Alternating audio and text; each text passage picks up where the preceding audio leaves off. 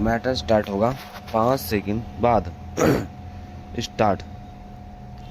दिल्ली में आयोजित आतंकवाद रोधी सम्मेलन में केंद्रीय गृह मंत्री अमित शाह ने संगठित अपराध तंत्र का जो डाटाबेस जारी किया वह समय की मांग के अनुरूप है। इस डाटाबेस में देश में सक्रिय आतंकी संगठनों और गैंगस्टरों का कच्चा चिट्ठा है। इसमें गुम और बरामद हथियारों का भी विवरण है। इसलिए तैयार किया गया है क्योंकि आतंकी संगठनों और माफिया सरीखे अपराधियों के गिरोह के बीच साठगांठ बढ़ती चली जा रही है। कई ऐसे मामले सामने आ चुके हैं जिनसे यह इंगित हुआ कि आतंकियों को किसी न किसी स्तर पर अपराधियों का सहयोग मिला।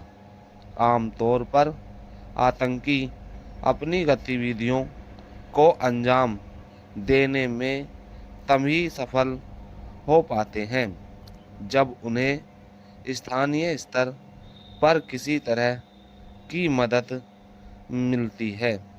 यह किसी से छिपा नहीं कि अब आतंकी और गैंगस्टर हथियारों और मादक पदार्थों की तस्करी करने लगे हैं।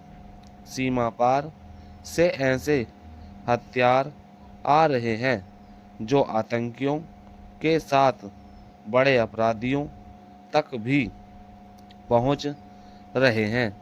कुछ समय पहले ऐसे एक गिरोह का भांडाफोड़ भी किया गया था जो सीमा पार से आए हथियारों को अपराधियों तक पहुंचाता था।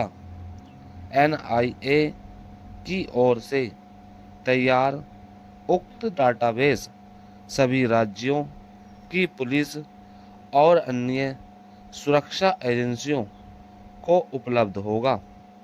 आशा की जा रही है कि इससे आतंकवाद और संगठित अपराध से मिलकर निपटने में सफलता मिलेगी, लेकिन उचित होगा कि यह सुनिश्चित किया जाए कि ऐसा वास्तव में हो।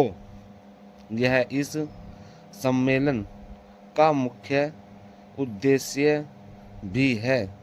इस उद्देश्य की प्राप्ति के लिए जो कुछ भी संभव हो किया जाना चाहिए। एक और जहां आतंकियों के दुस्साहस का दमन किए जाने की सख्त ज़रूरत है, वहीं दूसरी ओर बड़े अपराधियों पर भी लगाम लगाने की आवश्यकता है।